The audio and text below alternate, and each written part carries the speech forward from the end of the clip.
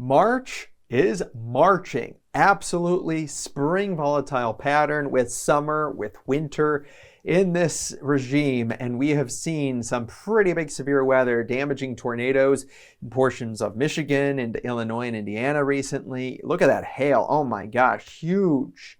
Absolutely huge from the Tuesday night storms. And a look here at the wind that we're going to be seeing over the course of the next week or so. Multiple big systems are going to be moving through with the chances for 50, 60 miles per hour coming out of these things. And that's not even just strong storms. I mean, that's just the system as a whole. So lots to talk about. Look at this storm on satellite from Tuesday. Very impressive for sure. We are going to continue to see those type of regimes as we go throughout the next several days probably. Look at that. That is some nice convection blowing up into Illinois and Indiana from those Tuesday supercells. Cold front moving on through as we go on in towards your Thursday morning. Cold air certainly on the back half of it as you're going to see some snow showers break out. But outside of the mountains, not too much of an accumulation anywhere. It's mainly just rain into Richmond and DC, but yes, a little bit of mix, not going to cause any kind of impacts, but it's an active pattern still. System moving through Minnesota into Wisconsin, sliding across Michigan, and eventually into the upstate portions of New York. But as you can see here, I mean, this is going to be a low that packs a punch. Yes, this is where the 40, 50 mile per hour winds certainly come in. Wind-driven snow, I mean, localized blizzard conditions possible with this, but it's just not going to last that long. So, I mean, we're not talking about an official blizzard that moves up into New England. You swing around moisture on the backside, you get a little bit of lake effect in spots as that rotates on through. But I think a lot of that wind is going to kind of shear things, break things apart here.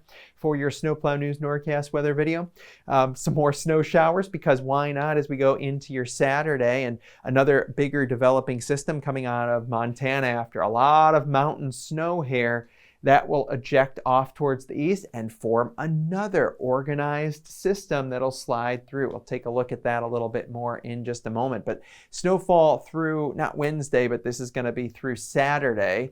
We're going to see the mountains really collect. I mean, we're talking feet and feet of snow. Not too much, though, in the lower elevations for the most part, not getting super far south down into the Sierra Nevada. But as you go off towards the east, you can see a couple storm tracks that could produce a few inches potentially. Otherwise, it's a coating to an inch or so tops as you get closer towards like Fort Wayne and Akron into maybe Wilkes-Barre, Scranton. But upstate New York, multiple chances there outside of the main Hudson Valley where there won't be much in the way of accumulation. But Syracuse area, Ottawa area, sure, why not? Here's that next system. And yes, it's probably a Great Lakes cutter. There's probably a nice influx of warm, but this leading edge of snow will move on into portions of upstate New York, New England. This could be that nice corridor as you go on and through Sunday into Monday.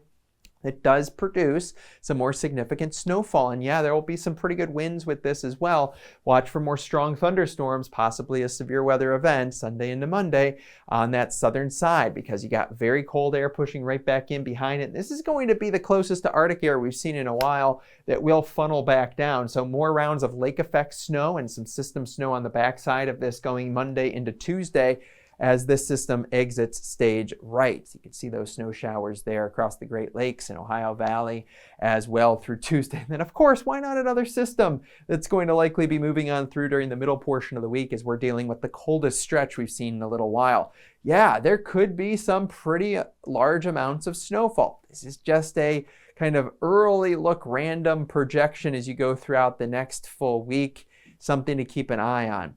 Upper air pattern right now showcasing that big ridging that's moving on out. We're going to get a few different batches of colder air, but for mid-month, for that system next week, look at that, totally different with the big drop in temperatures across much of the east. And how does that translate? Well, you go from the 40s and 50s down into a lot of more 20s and 30s. Notice here, there's no big time warmth across much of the country, except for this little nudge Sunday into Monday that we've been talking about. And then hello cold. This is true Arctic air, Lake Superior up to the Hudson Bay. And some of that will break off and come on down and allow temperatures to be back into the teens for lows and some 20s for highs. It's not going to last more than a few days, but we're going to stay generally on the cooler side of things as we go through next week, even after that, through the 21st there across much of the east. Meanwhile, we really pump a ridge. We're talking extreme warmth returning again to not only the Intermountain West, but all the way through the West Coast. It's a very big ridge. It's going to be very dry. I mean, you're talking summer heat. Yeah, this has been a pattern of extremes, and that is going to allow for more rounds of severe weather. But the good news is, I guess, if you want things to wind down in that next 6 to 10 day stretch, while it might be a little bit wetter near the coast, for the most part, that wetter pattern really gets kind of carved on out.